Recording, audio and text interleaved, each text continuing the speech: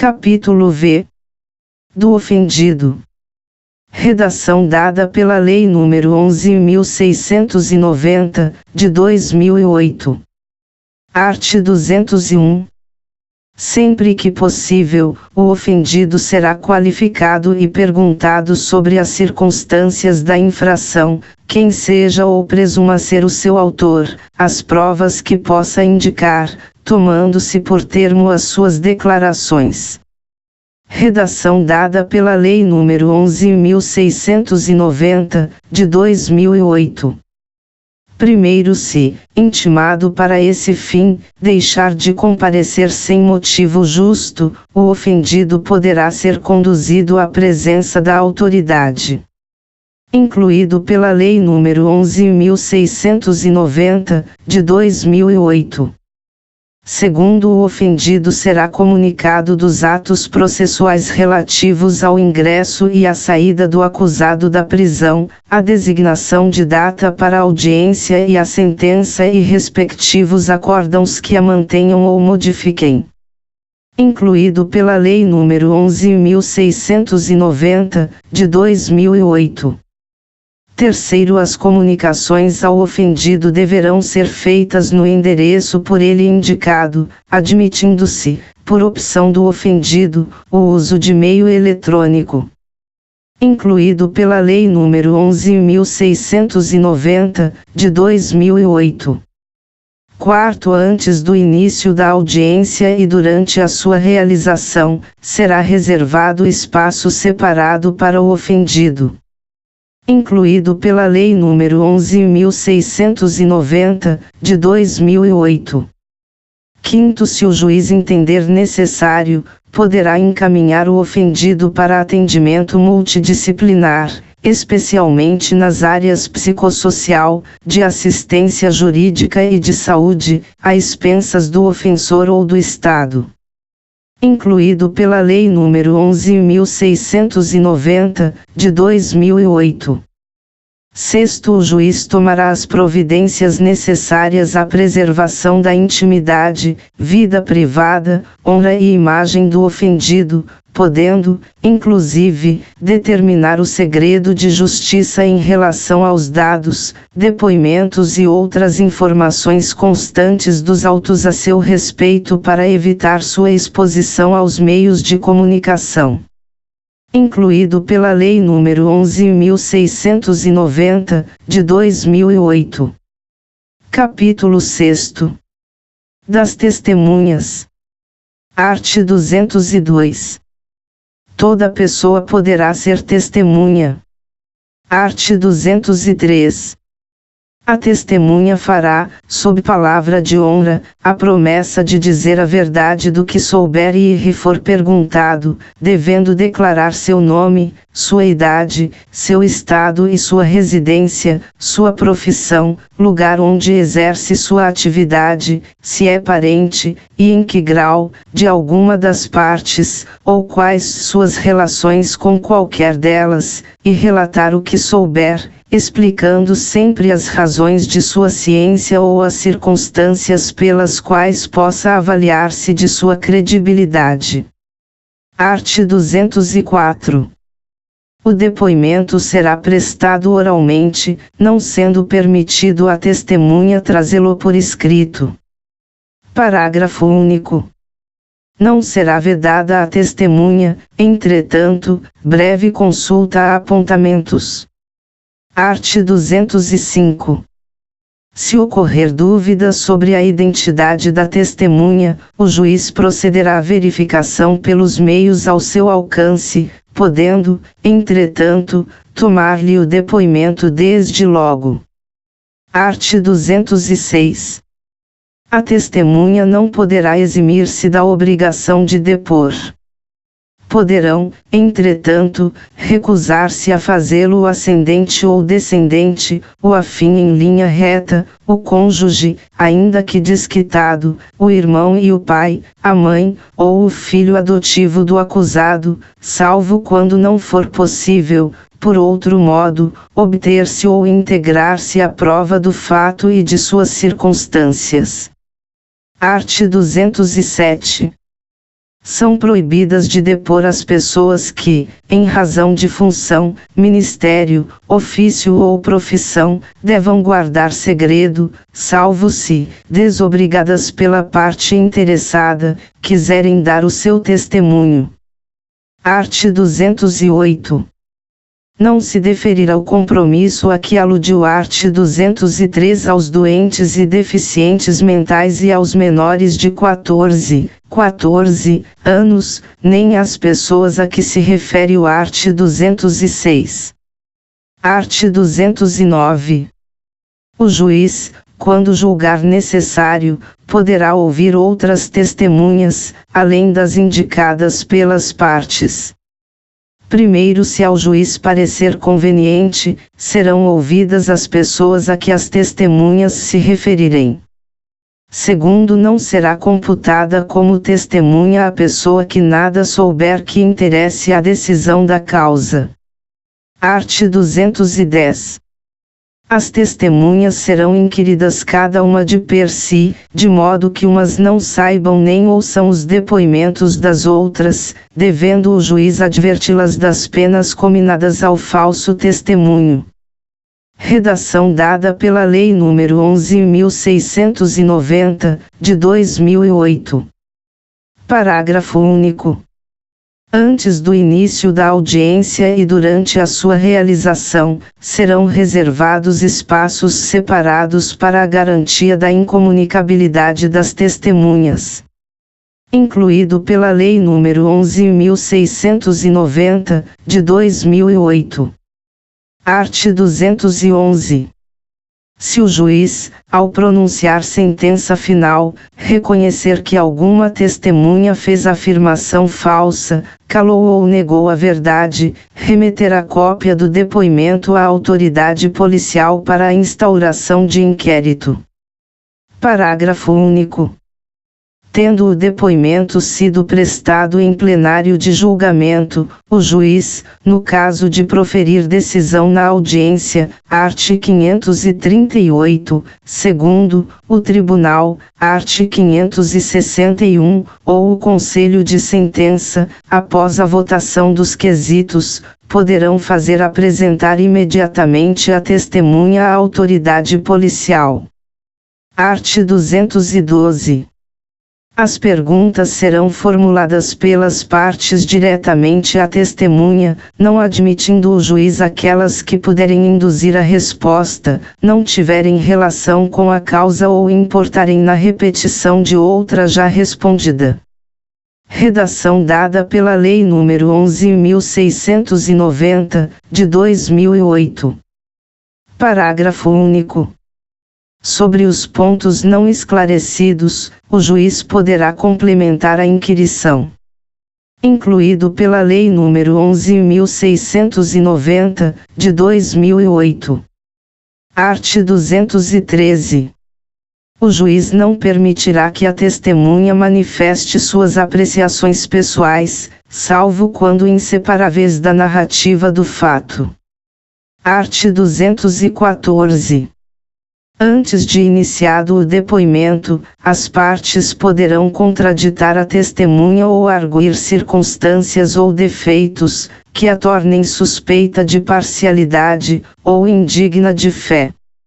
O juiz fará consignar a contradita ou arguição e a resposta da testemunha, mas só excluirá a testemunha ou não lhe deferirá compromisso nos casos previstos nos arts. 207 e 208.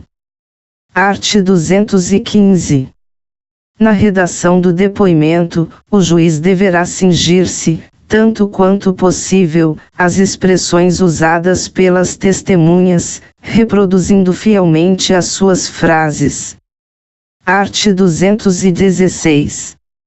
O depoimento da testemunha será reduzido a termo, assinado por ela, pelo juiz e pelas partes. Se a testemunha não souber assinar, ou não puder fazê-lo, pedirá a alguém que o faça por ela, depois de lido na presença de ambos. Art. 217. Se o juiz verificar que a presença do réu poderá causar humilhação, temor, ou sério constrangimento à testemunha ou ao ofendido, de modo que prejudique a verdade do depoimento, fará a inquirição por videoconferência e, somente na impossibilidade dessa forma, determinará a retirada do réu, prosseguindo na inquirição, com a presença do seu defensor.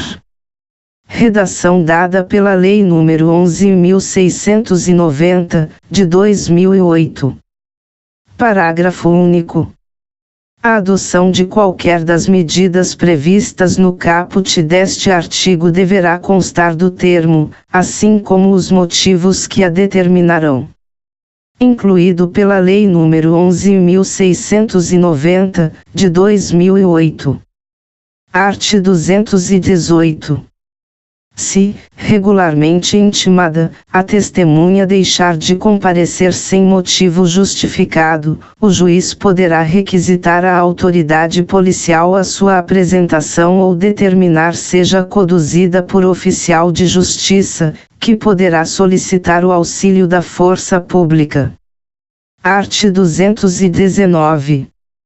O juiz poderá aplicar à testemunha faltosa a multa prevista no art. 453, sem prejuízo do processo penal por crime de desobediência, e condená-la ao pagamento das custas da diligência. Redação dada pela Lei nº 6.416, de 24 de maio de 1977. Art. 220. As pessoas impossibilitadas, por enfermidade ou por velhice, de comparecer para depor, serão inquiridas onde estiverem. Art. 221.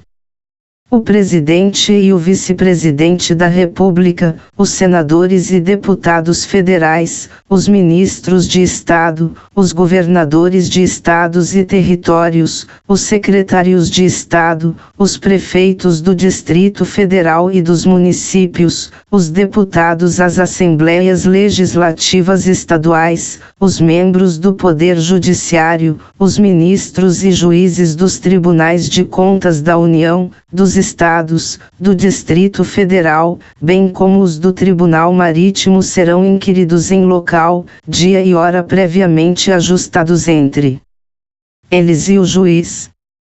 Redação dada pela Lei nº 3.653, de 4 de novembro de 1959. Primeiro o Presidente e o Vice-Presidente da República, os Presidentes do Senado Federal, da Câmara dos Deputados e do Supremo Tribunal Federal poderão optar pela prestação de depoimento por escrito, caso em que as perguntas, formuladas pelas partes e deferidas pelo juiz, serão transmitidas por ofício. Redação dada pela Lei nº 6.416, de 24 de maio de 1977. Segundo os militares deverão ser requisitados à autoridade superior. Redação dada pela Lei nº 6.416, de 24 de maio de 1977. Terceiro, aos funcionários públicos aplicar-se-á o disposto no art. 218, devendo, porém, a expedição do mandado ser imediatamente comunicada ao chefe da repartição em que servirem, com indicação do dia e da hora marcados. Incluído pela Lei nº 6.416, de 24 de maio de 1977. Art. 222. A testemunha que morar fora da jurisdição do juiz será inquirida pelo juiz do lugar de sua residência, expedindo-se, para esse fim, carta precatória, com prazo razoável, intimadas as partes. Primeiro, a expedição da precatória não suspenderá a instrução criminal. Segundo, findo o prazo marcado, poderá realizar-se o julgamento, mas, a todo tempo, a precatória, uma vez devolvida, será junta aos autos. Terceiro, na hipótese prevista no caput deste artigo, a oitiva de testemunha poderá ser realizada por meio de videoconferência ou outro recurso tecnológico de transmissão de sons e imagens em tempo real, permitida a presença do defensor e podendo ser realizada, inclusive, durante a realização da audiência de instrução e julgamento. Incluído pela Lei nº 11.900, de 2009. Art. 222-A. As cartas rogatórias só serão expedidas se demonstrada previamente a sua imprescindibilidade, arcando a parte requerente com os custos de envio. Incluído pela Lei nº 11.900, de 2009. Parágrafo único. Aplicar-se às cartas rogatórias o disposto nos 1º e 2º do art. 222 deste Código. Incluído pela Lei nº 11.900, de 2009. Art. 223. Quando a testemunha não conhecer a língua nacional, será nomeado intérprete para traduzir as perguntas e respostas. Parágrafo único. Tratando-se de mudo, surdo ou surdo-mudo, proceder-se-á na conformidade do art. 192. Art. 224. As testemunhas comunicarão ao juiz, dentro de um ano, qualquer mudança de residência, sujeitando-se, pela simples omissão, às penas do não comparecimento. Art. 225. Se qualquer testemunha houver de ausentar-se, ou, por enfermidade ou por velhice, inspirar receio de que ao tempo da instrução criminal já não exista, o juiz poderá, de ofício ou a requerimento de qualquer das partes, tomar-lhe antecipadamente o depoimento. Capítulo 7. Do reconhecimento de pessoas e coisas. Art. 226. Quando houver necessidade de fazer-se o reconhecimento de pessoa, proceder-se-á pela seguinte forma. A pessoa que tiver de fazer o reconhecimento será convidada a descrever a pessoa que deva ser reconhecida. A pessoa, cujo reconhecimento se pretender, será colocada, se possível, ao lado de outras que com ela tiverem qualquer semelhança, convidando-se quem tiver de fazer o reconhecimento a apontá-la. Terceira, se houver razão para recear que a pessoa chamada para o reconhecimento, por efeito de intimidação ou outra influência, não diga a verdade em face da pessoa que deve ser reconhecida, a autoridade providenciará para que esta não veja aquela. Quarta, do ato de reconhecimento lavrar-se-á auto pormenorizado, subscrito pela autoridade, pela pessoa chamada para proceder ao reconhecimento e por duas testemunhas presenciais. Parágrafo único. O disposto no 3º deste artigo não terá aplicação na fase da instrução criminal ou em plenário de julgamento. Art. 227. No reconhecimento de objeto, proceder-se-á com as cautelas estabelecidas no artigo anterior, no que for aplicável. Art. 228. Se várias forem as pessoas chamadas a efetuar o reconhecimento de pessoa ou de objeto, cada uma fará a prova em separado, evitando-se qualquer comunicação entre elas. Capítulo 8. Da acariação. Art. 229. A acariação será admitida entre acusados, entre acusado e testemunha, entre testemunhas, entre acusado ou testemunha e a pessoa ofendida, e entre as pessoas ofendidas, sempre que divergirem, em suas declarações, sobre fatos ou circunstâncias relevantes. Parágrafo único. Os acariados serão reperguntados, para que expliquem os pontos de divergências, reduzindo-se a termo o ato de acariação. Art. 230. Se ausente alguma testemunha, cujas declarações diverjam das de outra, que esteja presente, a esta se darão a conhecer os pontos da divergência, consignando-se no auto o que explicar ou observar. Se subsistir a discordância, expedir-se-á precatória à autoridade do lugar onde resida a testemunha ausente, transcrevendo-se as declarações desta e as da testemunha presente, nos pontos em que divergirem, bem como o texto do referido auto, a fim de que se complete a diligência, ouvindo-se a testemunha ausente, pela mesma forma estabelecida para a testemunha presente. Esta diligência só se realizará quando não importe demora prejudicial ao processo e o juiz a entenda conveniente. Capítulo 9. Dos documentos. Art. 231. Salvo os casos expressos em lei, as partes poderão apresentar documentos em qualquer fase do processo. Art. 232. Consideram-se documentos quaisquer escritos, instrumentos ou papéis, públicos ou particulares. Parágrafo único. A fotografia do documento, devidamente autenticada, se dará o mesmo valor do original. Art. 233. As cartas particulares, interceptadas ou obtidas por meios criminosos, não serão admitidas em juízo. Parágrafo único. As cartas poderão ser exibidas em juízo pelo respectivo destinatário, para a defesa de seu direito, ainda que não haja consentimento do signatário. Art. 234. Se o juiz tiver notícia da existência de documento relativo a ponto relevante da acusação ou da defesa, providenciará, independentemente de requerimento de qualquer das partes, para sua juntada aos autos, se possível.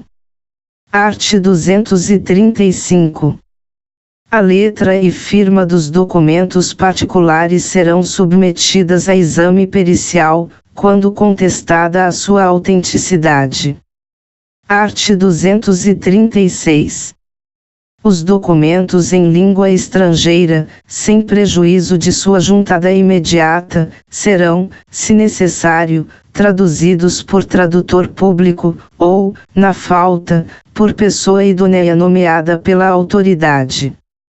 Art. 237. As públicas formas só terão valor quando conferidas com o original, em presença da autoridade. Art. 238.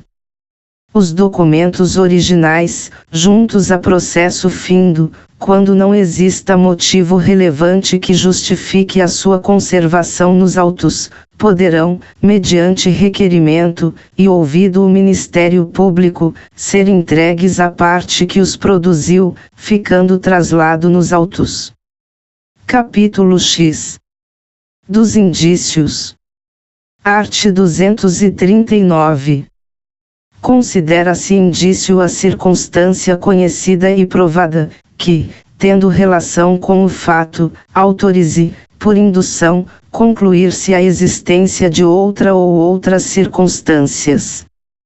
Capítulo 11. Da busca e da apreensão. Art. 240. A busca será domiciliar ou pessoal. Primeiro proceder-se-á à busca domiciliar, quando fundadas razões a autorizarem, para a. Prender criminosos. B. Apreender coisas achadas ou obtidas por meios criminosos. C. Apreender instrumentos de falsificação ou de contrafação e objetos falsificados ou contrafeitos. D. Apreender armas e munições, instrumentos utilizados na prática de crime ou destinados a fim delituoso. e descobrir objetos necessários à prova de infração ou à defesa do réu. F. Apreender cartas, abertas ou não, destinadas ao acusado ou em seu poder, quando haja suspeita de que o conhecimento do seu conteúdo possa ser útil à elucidação do fato. G. Apreender pessoas vítimas de crimes. H. Colher qualquer elemento de convicção. Segundo, proceder-se à busca pessoal quando houver fundada suspeita de que alguém oculte consigo arma proibida ou objetos mencionados nas letras B, F e letra H do parágrafo anterior. Art. 241. Quando a própria autoridade policial ou judiciária não a realizar pessoalmente, a busca domiciliar deverá ser precedida da expedição de mandado. Art. 242.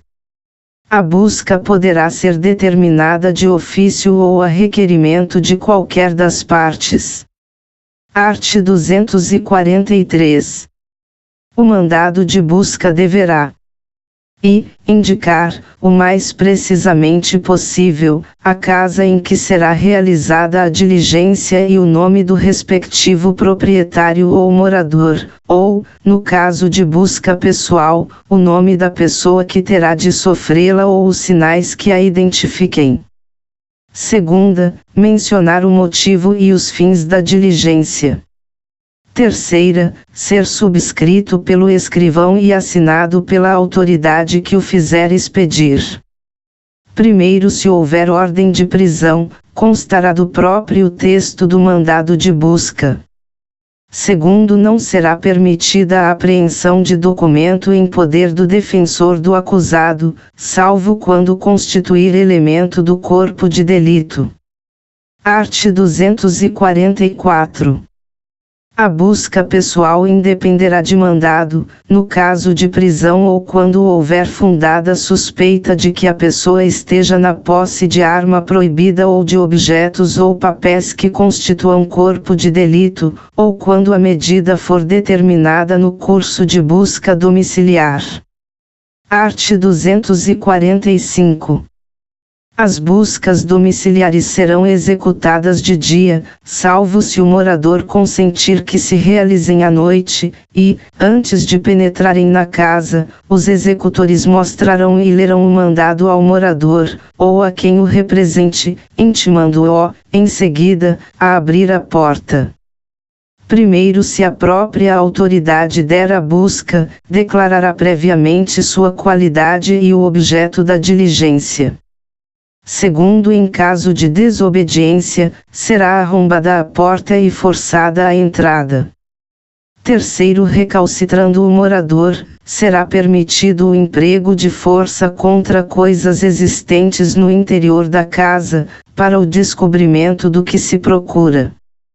Quarto, observar-se ao disposto no segundo e terceiro, quando ausentes os moradores, devendo, neste caso, ser intimado a assistir à diligência qualquer vizinho, se houver e estiver presente. Quinto, se é determinada a pessoa ou coisa que se vai procurar, o morador será intimado a mostrá-la. Sexto, descoberta a pessoa ou coisa que se procura, será imediatamente apreendida e posta sob custódia da autoridade ou de seus agentes. Sétimo, fim da diligência, os executores lavrarão auto circunstanciado, assinando-o com 2 testemunhas presenciais, sem prejuízo do disposto no quarto. Art. 246. Aplicar-se-á também o disposto no artigo anterior, quando se tiver de proceder à busca em compartimento habitado ou em aposento ocupado de habitação coletiva ou em compartimento não aberto ao público, onde alguém exercer profissão ou atividade. Art. 247. Não sendo encontrada a pessoa ou coisa procurada, os motivos da diligência serão comunicados a quem tiver sofrido a busca, se o requerer. Art. 248. Em casa habitada, a busca será feita de modo que não moleste os moradores mais do que o indispensável para o êxito da diligência. Art. 249. A busca em mulher será feita por outra mulher, se não importar retardamento ou prejuízo da diligência. Art. 250. A autoridade ou seus agentes poderão penetrar no território de jurisdição alheia, ainda que de outro estado, quando, para o fim de apreensão, forem no segmento de pessoa ou coisa, devendo apresentar-se à competente autoridade local, antes da diligência ou após, conforme a urgência desta. Primeiro entender-se-á que a autoridade ou seus agentes vão em seguimento da pessoa ou coisa, quando a, tendo conhecimento direto de sua remoção ou transporte, a seguirem sem interrupção, embora depois a percam de vista. B. Ainda que não a tenham avistado, mas sabendo, por informações fidedignas ou circunstâncias indiciárias, que está sendo removida ou transportada em determinada direção, forem ao seu encalço. Segundo, se as autoridades locais tiverem fundadas razões para duvidar da legitimidade das pessoas que, nas referidas diligências, entrarem pelos seus distritos, ou da legalidade dos mandados que apresentarem, poderão exigir as provas dessa legitimidade, mas de modo que não se frustre a diligência.